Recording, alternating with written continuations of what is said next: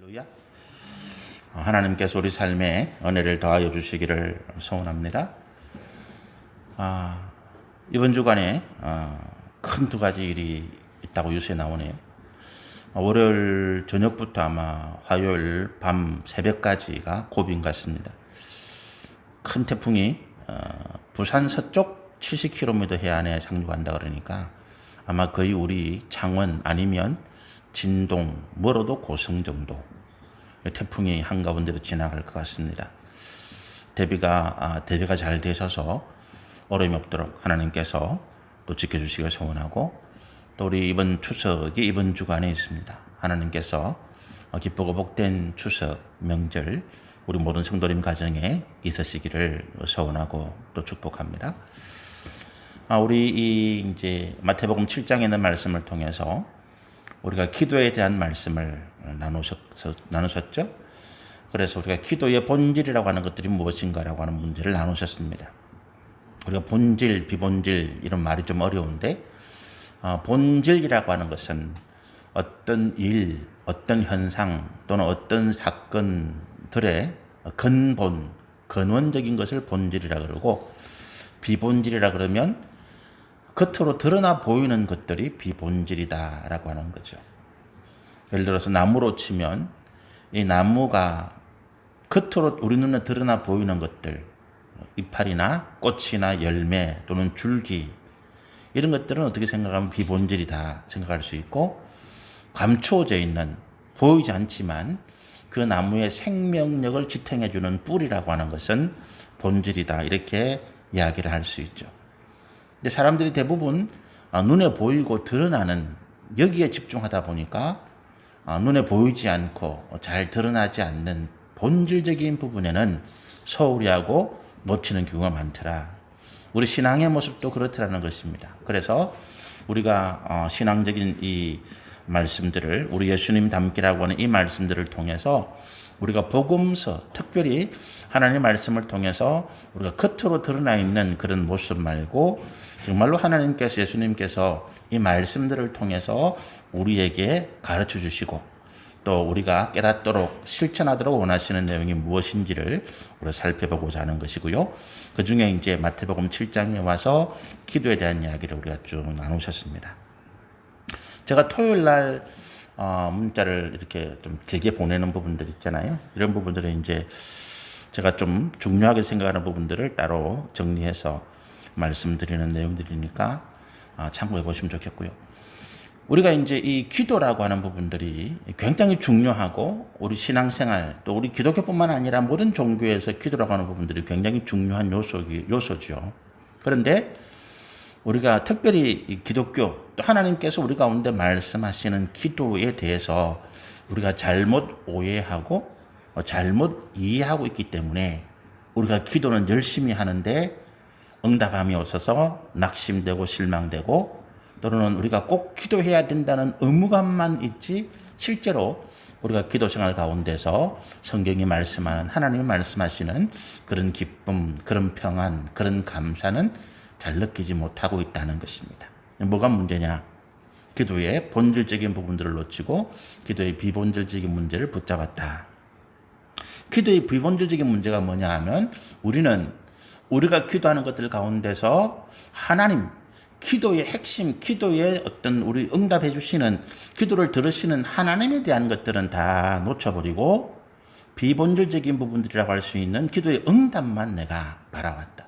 그리고 기도의 응답이라고 하는 것도 실제로 내게 있어서 정말 내가 필요하고 유익한 것인지에 대해서는 생각함이 없이 그저 급한 대로, 그저 내가 생각하는 대로, 때로는 육신의 정욕과 탐욕을 따라서 구해왔던 것들이 많더라는 것입니다. 그래서 우리가 기도의 본질이라고 하는 부분들을 생각해 봤는데, 크게 세 가지 질문을 가지고 우리가 말씀을 나누셨습니다. 첫 번째는 우리가 왜 기도해야 하는가?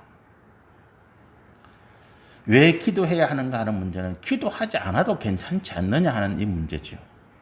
내가 기도 안 해도 별 상관없지 않느냐는 거예요. 왜 꼭 그렇게 기도를 강조하고 왜 꼭 그렇게 기도에 대해서 집중하라고 계속 말씀하시느냐. 나는 지금까지 기도 안 해도 교회 잘 다니고 나는 별 문제 없이 살아왔다라고 하는 것입니다. 그런데 왜 자꾸 기도해야 된다고 말씀하느냐라고 이야기할 때 무슨 문제가 있다고요? 우리는 우리 스스로는 살아갈 수 없는, 우리 스스로의 힘과 능력으로는 자존할 수 없는 그런 존재이기 때문에, 그런 피조물이기 때문에 이 땅에 존재하는 모든 존재들 가운데서 오직 하나님 한 분만이 자존하시는 분입니다. 자존이라는 말은 누구의 도움도 필요 없고 누구의 어떤 영향도 받지 않고 오직 스스로 존재하시면서 그 안에서 영원과 또 무한함과 풍성함과 또 한이 없는 그런 것들이 채워지는 상태. 그런 존재는 하나님밖에 없고 그 외에 모든 존재들, 천사들을 할지라도 하나님을 의존해서 살아갈 수밖에 없는 존재이기 때문에. 그런데 우리 인간이 교만해서 나는 내 혼자 힘으로 얼마든지 살아갈 수 있다라고 착각한다는 거예요. 나는 기도 안 해도 지금까지 잘 살아왔어요 라고 말씀하는 분들도 그 실질적으로 보면 두 가지 이유가 있습니다. 하나는 뭐냐 하면 누군가 그분을 위해서 기도해 주고 있다는 것입니다. 누군가는. 우리 성도들 가운데는 뭐 저나 제 아내나 우리 전도사님이나 또 우리 교회의 중직자들이 열심으로 여러분을 위해서 기도합니다. 제가 강단에서 새벽에 또 저녁에 요즘은 뭐 혼자 기도합니다. 새벽 기도 특별히 안 하니까 제가 오라고 말씀 안 들으니까 그냥 강단에서 우리 성도들 명단, 가족 이름, 또 기도 제목을 아는 것들 상을 가지고 제가 혼자서 계속 기도하고 있습니다. 누군가는 기도하고 있다는 거예요. 두 번째는 하나님께서 특별히 기도하지 않는 나를 위해서 그래도 하나님의 자녀고 하나님의 백성이기 때문에 기본적으로 필요한 것들을 공급해 주고 있다는 것입니다.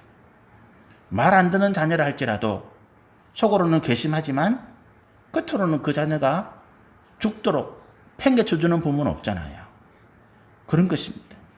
그 두 가지 이유 때문에 나는 기도 안 해도 잘 살고 있습니다라고 우리가 착각한다는 것입니다. 교만하고 있다는 것입니다. 왜 기도해야 되느냐? 우리는 기도하지 않으면 살 수 없는 존재이기 때문에 기도를 통해서 하나님으로부터 은혜와 우리의 모든 필요와 더 나아가서 주시는 복을 내가 공급받아야만 내가 살아갈 수 있기 때문에. 그래서 이 기도의 문제는 우리 신앙의 문제와 일치하는 것입니다. 내가 믿음의 사람이냐? 그럼 기도의 사람이라는 거예요. 기도의 사람인데 믿음의 사람이 아닐 경우는 없습니다.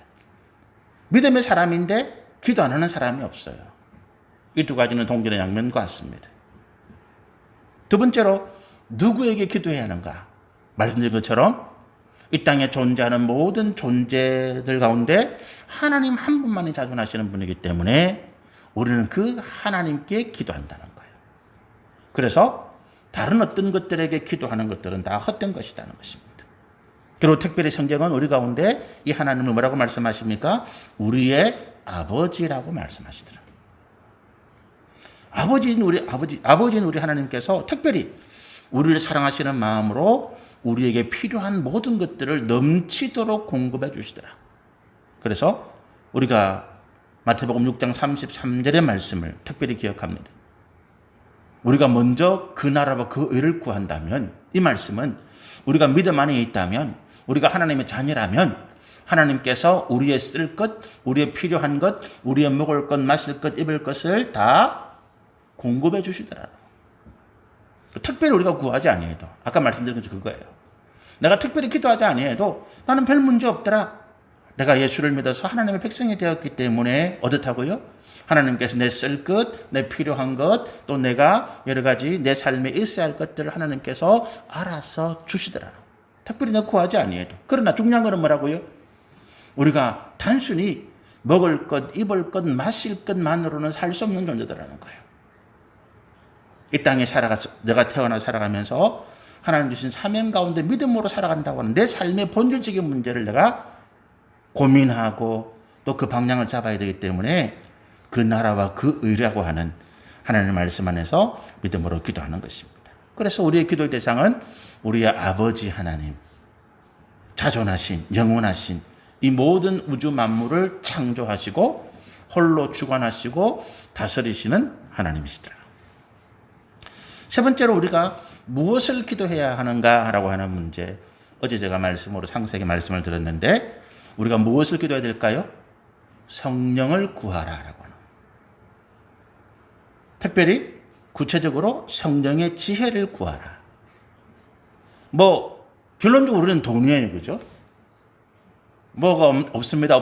근데 결론적으로 다 돈이 있으면 해결될 수 있는 문제이기 때문에 대부분 우리는 돈을 구합니다. 특별히 건강의 문제나 자녀의 문제나 이런 문제가 아니면.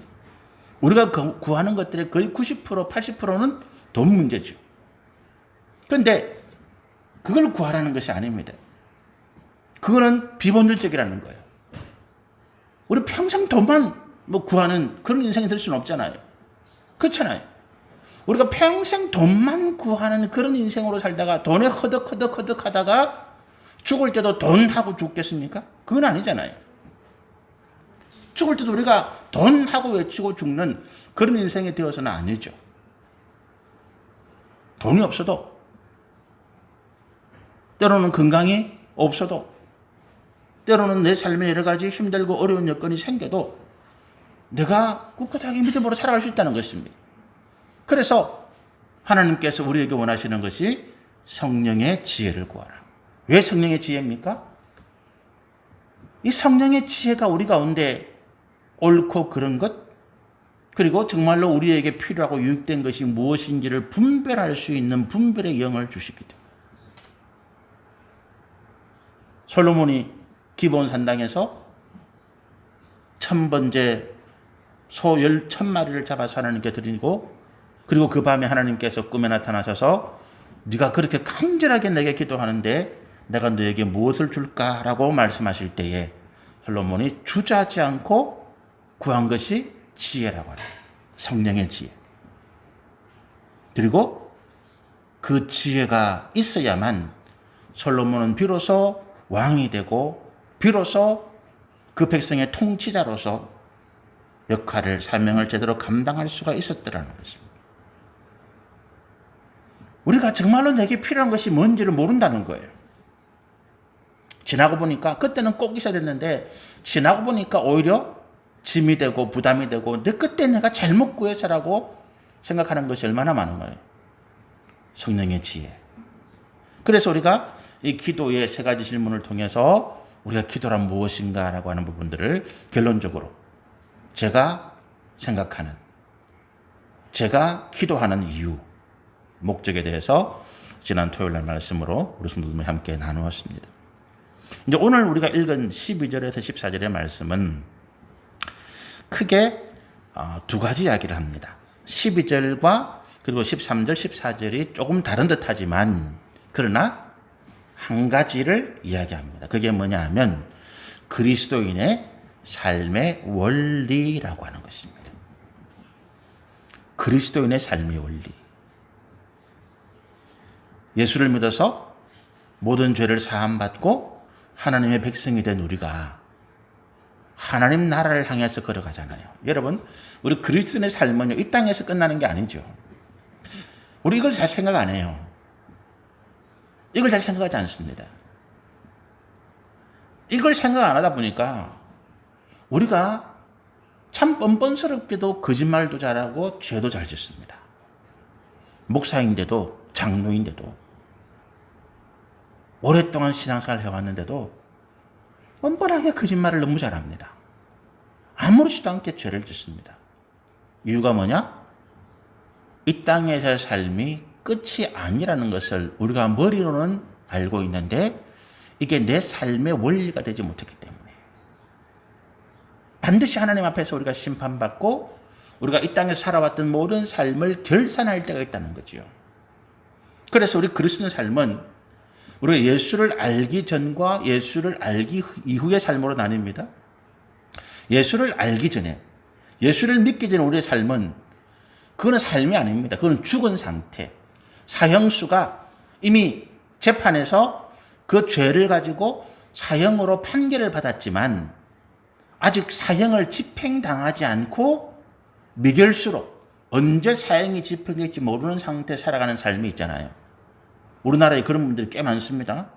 지금 우리나라가 공식적으로는 사형을 폐지한 나라가 아닙니다. 우리나라 형법에 그 판결, 죄인에게, 죄를 지은 사람에게 벌을 주는 가장 최고의 벌이 뭐냐 하면 사형입니다. 생명을 빼앗는 거죠. 그 죄의 대가로. 아직 우리 법조문에는 사형이라고 하는 그런 형벌의 어떤 내용이 있습니다.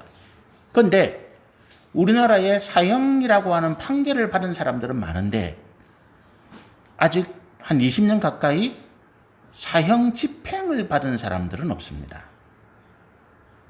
우리 한 번씩 TV 같은 데 보면 뭐 형무소에 관한 이야기를 나오는데 형무소에 이렇게 교도소에 수감된 죄수들이 빨간 명찰을 달고 있는 사람들이 있잖아요. 간혹 TV에 나오죠. 이 빨간 명찰이 뭐냐 하면 사형수라고 하는 명찰입니다. 이 빨간 명찰은 아직 사형이 집행 안 된 사람들. 이 사람들은 구치소에 있습니다.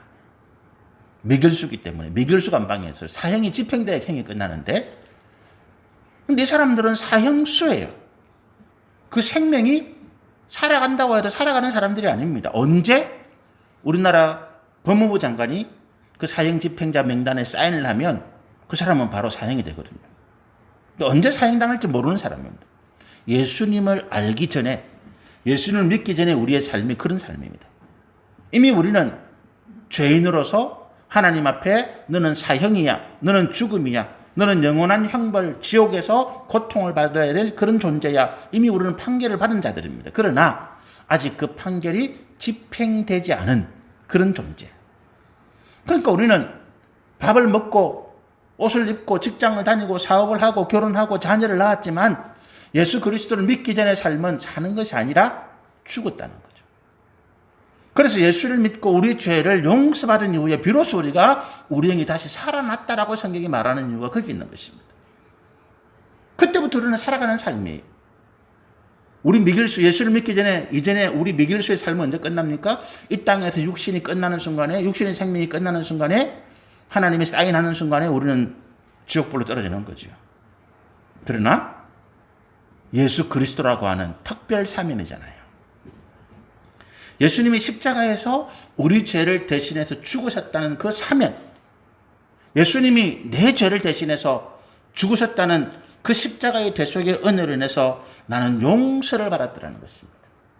그래서 그때부터 나는 석방된 사람이 내 가슴에서 빨간 명찰을 뗀 것입니다. 나는 더 이상 사형수가 아니. 그리고 똑같이 밥 먹고 옷 입고 직장 다니고 사업하고 결혼하고 자녀 낳고 살아가지만 나는 내 육신의 삶이 끝나는 그 순간으로 내 모든 존재가 끝나는 것이 아니라 영원한 하나님의 나라, 나를 위하여서 예비된 천국으로 이어지는 삶을 간다는 것입니다. 그래서 우리는 지금 살아가는 우리 삶이 천국으로 영원한 하나님의 나라로 연결되어져 있는 삶이라고 하는 거예요. 그런데 우리가 이제 육신의 삶이 다하는 그 순간에 하나님으로부터 한번 평가를 받습니다. 예수를 믿지 않는 사람들은 그대로 평가할 것도 없어. 그대로 지옥인데 예수를 믿어서 하나님의 자녀로서 살아가는 삶, 우리의 삶이 우리가 육신으로서 가진 이 땅의 삶을 다하는 그 순간에 하나님으로부터 한번 평가를 받아요. 야, 내가 하나님 이렇게 말씀하시는 거예요. 야, 정재원 목사, 내가 너를 내 독생자 예수 그리스도의 피로 너를 대신 구원하고 너에게 새 생명을 주었는데 너는 그 이후로 어떤 삶을 살았니? 라고 물으시는 것입니다. 근데 그 하나님 앞에서 나는 거짓말을 할 수가 없어요. 그냥 있는 그대로 모든 것을 다 고백해야 됩니다. 그리고 하나님께서 어떻게 판단하십니까? 잘했다? 잘못했다? 착하다? 좀 못됐다? 너는 충성된 사람이다? 너는 아주 불충성했네? 이렇게 구분하신다는 거예요. 그리고 거기에 따라서 하나님께서 내 삶을, 어떤 삶요? 예수 믿기 전의 삶은 그거는 의미가 없는 것이고 예수를 믿고 난 이후에 우리의 삶을 하나님이 평가하시면서 그게 무슨 삶입니까?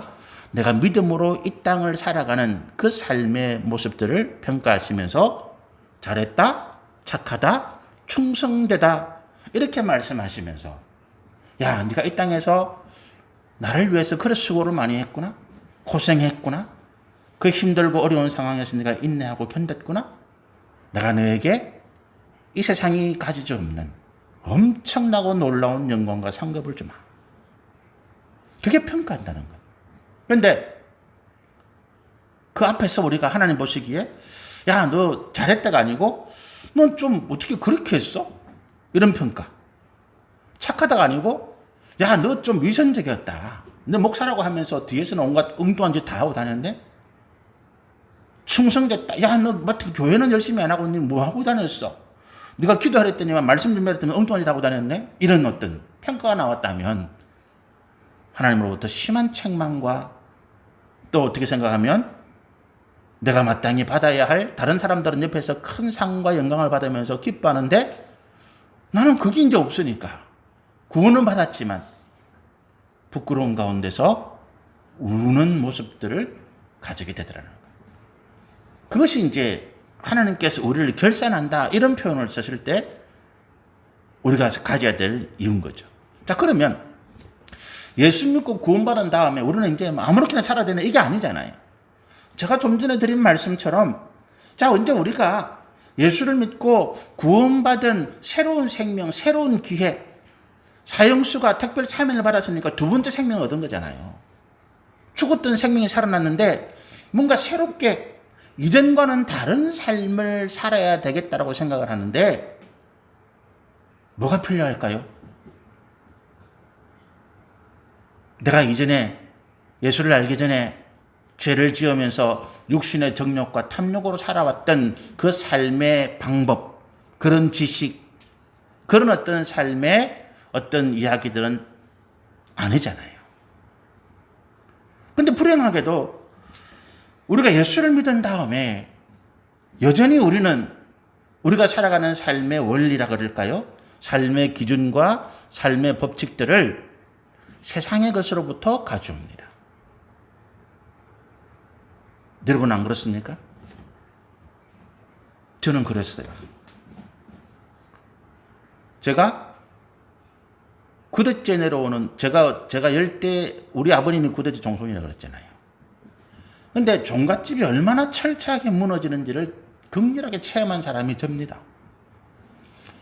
종갓집이 왜 그렇게 무너질 수밖에 없는지 그 이유도 제가 알고요. 또 그렇게 무너지는 모습을 우리 가정에서 제가 봤기 때문에. 제가 8남매입니다. 위에 형님이 3분, 제가 8남매 막내인데 위에 형님이 3분, 누님이 4분 계세요. 힘듭니다. 뭐 경제적으로는 어쩐지 모르겠지만 특별히 종가를 이어야 될 큰형님이나 그 다음에 둘째 굉장히 힘든 삶을 살았습니다.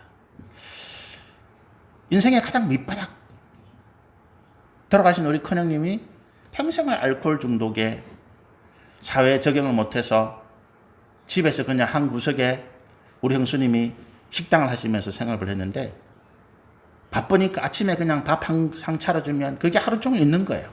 그러면 맨날 술만 찾으시다가 제가 명절 때마다 본가에 가서 그 형님을 보는 게 정말 괴로웠어요. 고통스러웠습니다. 서울의 둘째 형님 마찬가지고 중풍으로 쓰러져서 6년, 7년 누워 계시다가 돌아가셨는데 얼마나 그 모습을 보는 게 고통이었습니다. 안 보고 싶더라고요. 그래서 서울에 제가 멀다는 핑계로 자주 안 갔어요. 몇 년을 안 가보고 가서 보는 게 너무 괴로워서 고통스러워서.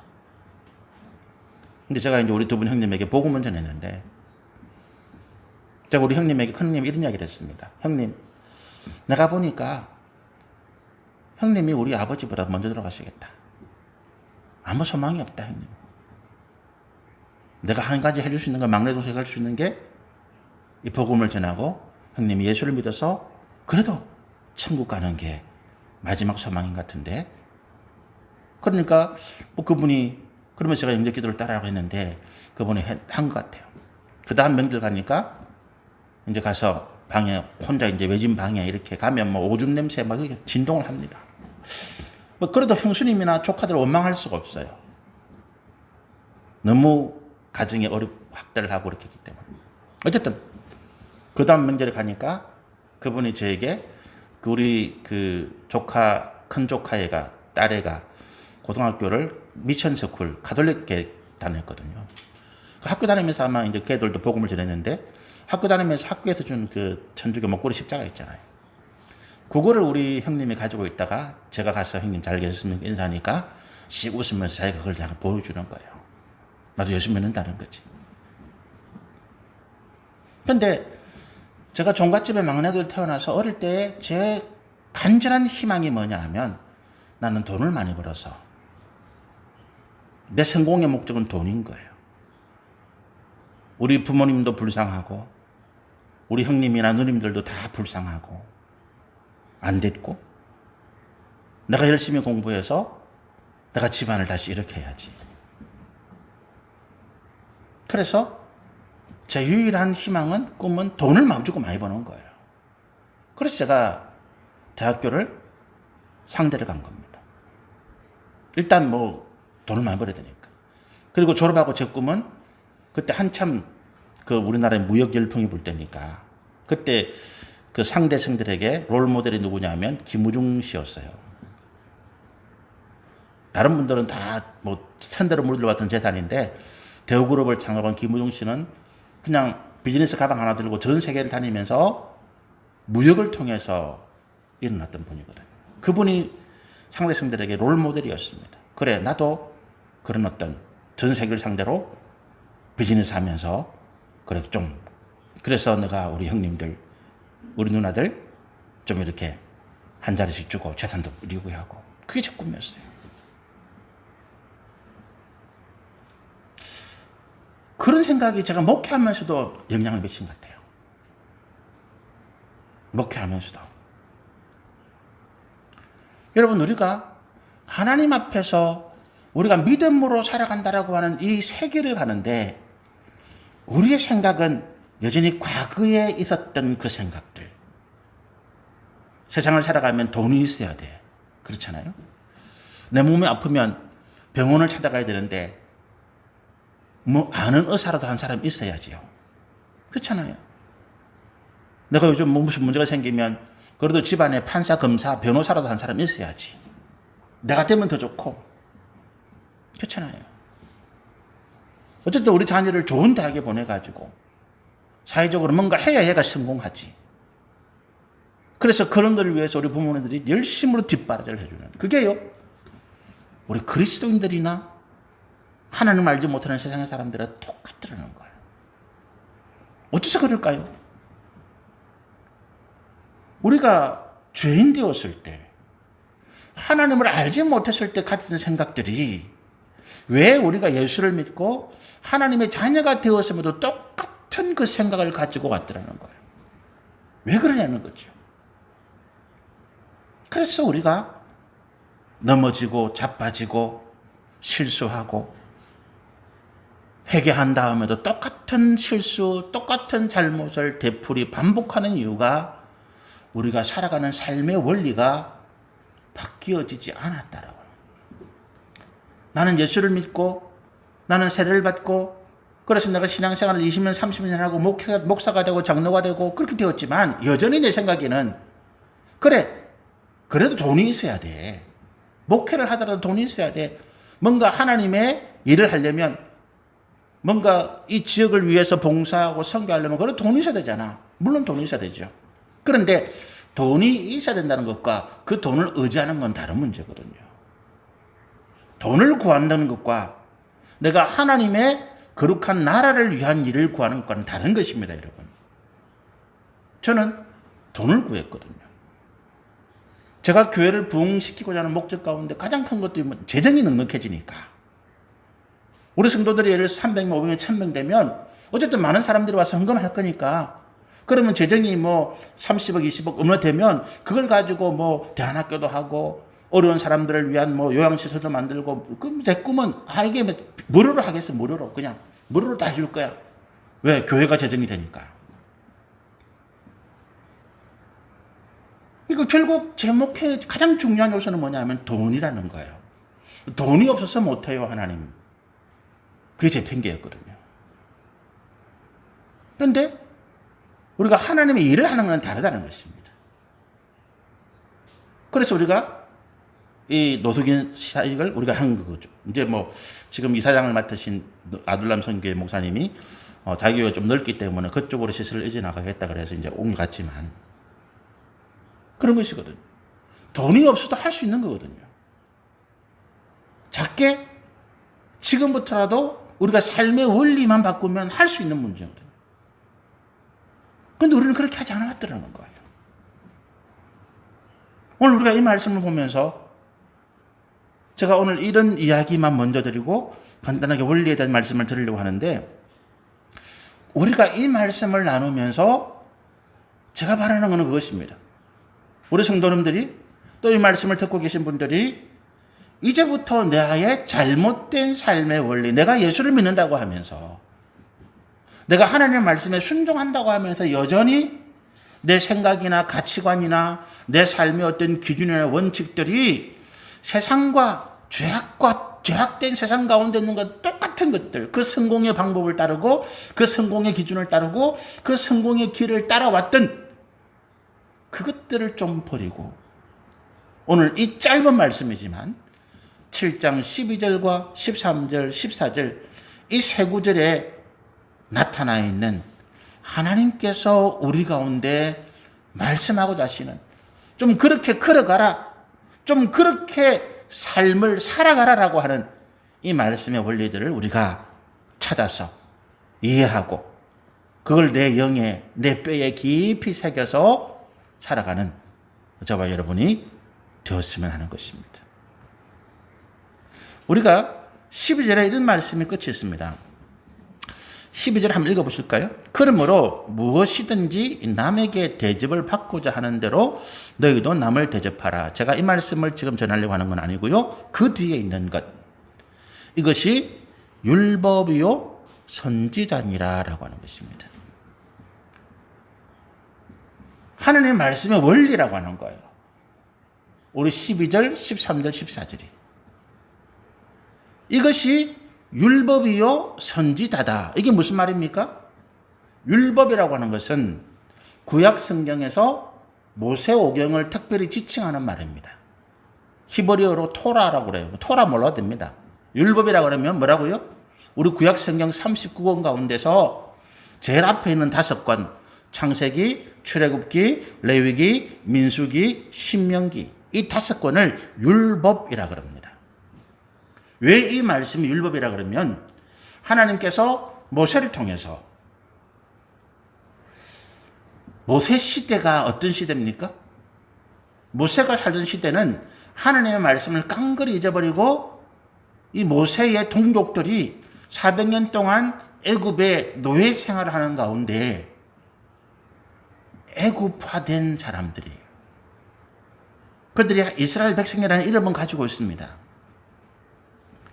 자녀를 낳으면, 특별히 아들을 낳으면 할례를 행합니다. 때때로 하나님을 부르고 예배드리고 제사합니다. 그런데 그들의 삶의 방식은, 삶의 원칙은, 삶의 원리는 애굽 사람들과 똑같은 거예요. 그래서 그들이 광야 40년 애굽을 나와서 가나안 땅으로 가는 동안 극렬하게 하나님의 인도하심을 받고 있음에 불구하고 그들이 극렬하게 하나님을 대적하고 원망하고 틈만 나면 그들이 애굽으로 다시 돌아가자고 했던 이유가 뭐냐 하면 삶의 원리가 안 맞았기 때문이에요. 그 상황에서 하나님이 이스라엘 백성들에게 다시 하나님의 말씀을 기록하게 한 것이 창세기, 출애굽기, 레위기, 민수기, 신명기입니다. 창세기는 우리 조상들이 애굽 땅에 오기 이전에 우리 조상들 아브라함과 야곱과 요셉 그리고 이삭과 요셉이죠. 아브라함, 이삭, 야곱, 요셉.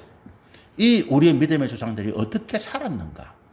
하나님을 어떻게 신앙하고 어떻게 그 삶 가운데서 하나님의 소망을 이루며 살았는가를 보여준, 다시 기록해서 우리 가운데 알려주는 말씀이 창세기잖아요. 그 4대 족장. 아브라함, 이삭, 야곱, 요셉이 그 척박한 땅에서 그 힘든고 어려운 삶의 환경에서 어떻게 그들이 믿음의 가치를 지키고 결국 하나님께서 축복하시고 하나님께서 인정하신 믿음의 조상의 길로 갔는가? 그게 창세기잖아요. 삶의 원리죠. 원칙입니다.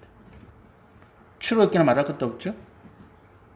이스라엘 애굽에서 고생하는 그들을 하나님께서 인도해내셔서 그 광야 한가운데서 시내산으로 하나님이 모세를 부르셔서 돌판에 10계명, 가장 핵심적인 계명 10가지를 직접 새기셔서 준 것이 출애굽기에 기록된 말씀입니다. 출애굽기 20장에 있는 것이 10계명입니다. 그리고 레위기 하나님의 말씀을 쭉 푼 거예요. 10가지 계명을 우리 삶에서 구체적으로 실천해야 될 내용으로 쭉 풀어서 가르치신 명령과 규례와 율법이 레위기입니다. 그래서 레위기를 율법 중에 율법이라고 그래요. 율법밖에 없어요. 거기는. 민수기는 뭡니까? 이스라엘 백성들이 광야 40년간을 살아왔던 과정들. 어떻게 그들이 원망하고 불평하고 다시 하나님께서 어떻게 그들에게 말씀을 가르치시고 세우시고. 신명기는 뭡니까?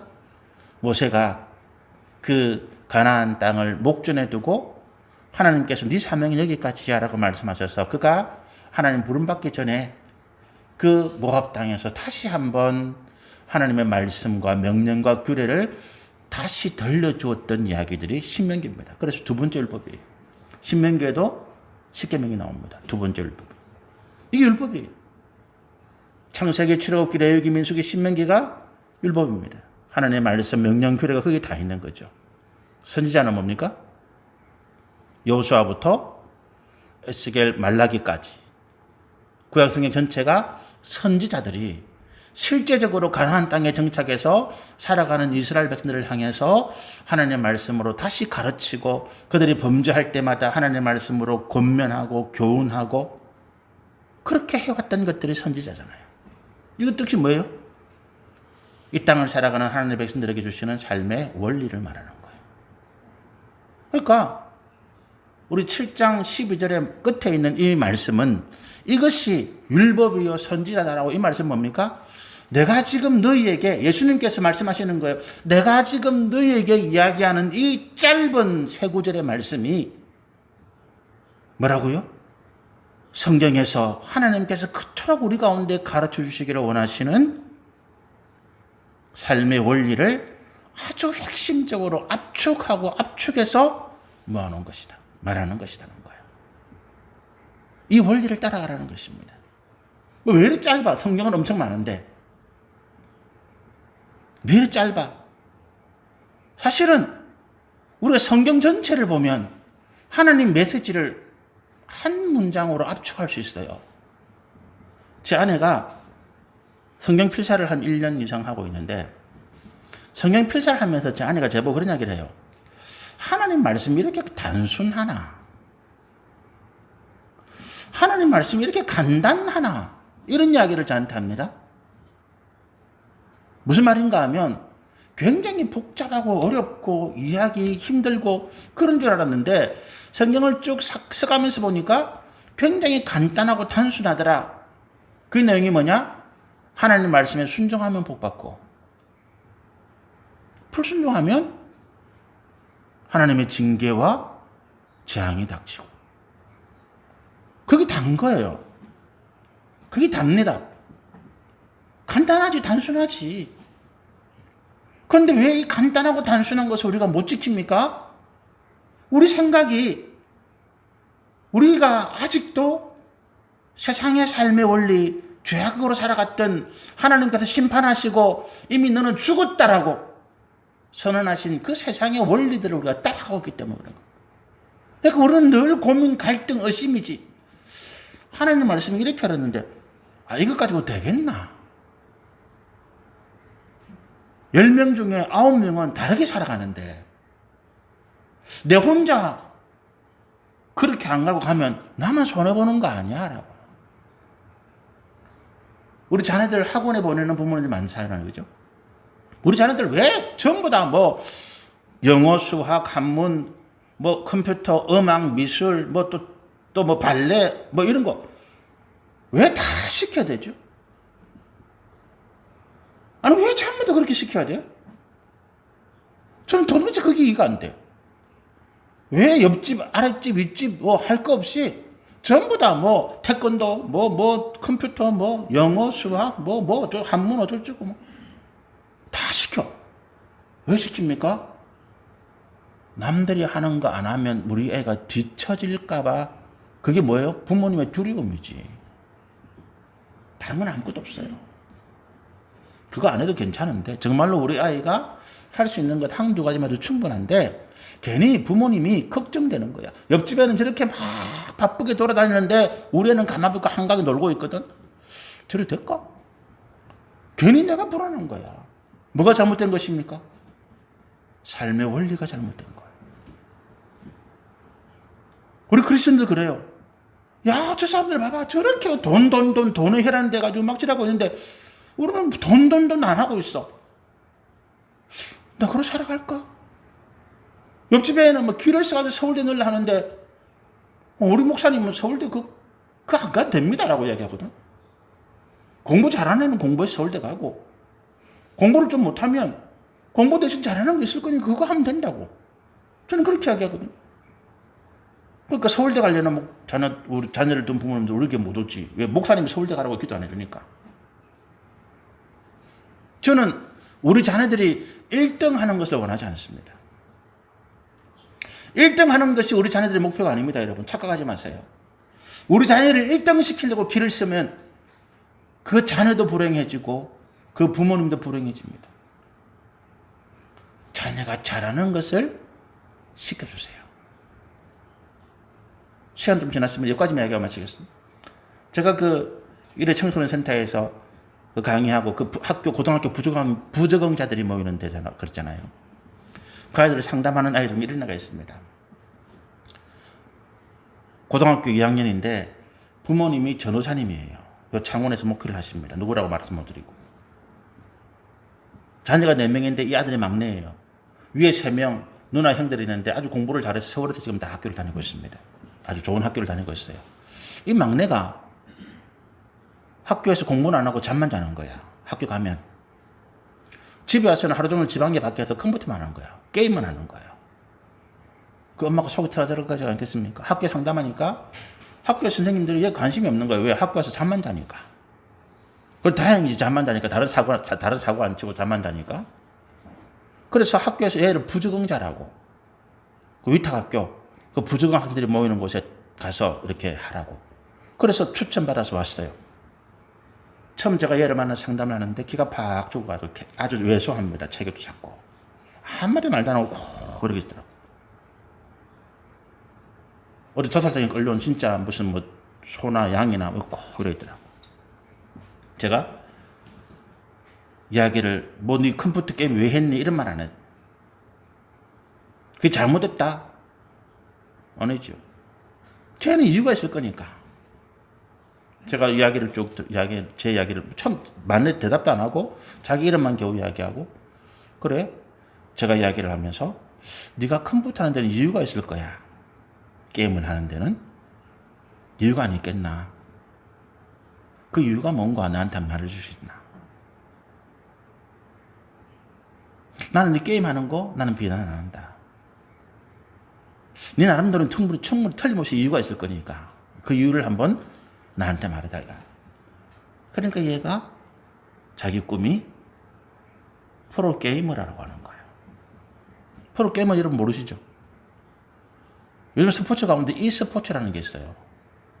e스포츠가 뭐냐 하면 우리 어른들이 애들이 컴퓨터 게임 한다고 비난하는 그 게임을 가지고 이게 정식 스포츠 종목이에요. 거기서 서로 실력을 겨루고 프로 선수로서 우리나라 유명한 통신사들이 다 그런 프로 게임 구단 그 선수들 데리고 연봉을 2, 3억씩 주고 게임에 상금하고 자기가 벌고 아주 청소년들에게는 신망받고 촉망받는 그런 직업군입니다. 자기는 그걸 하고 싶다는 거. 그러니까 이해가 되잖아요. 좋은 대학을 가려면 열심히 공부해야 되거든.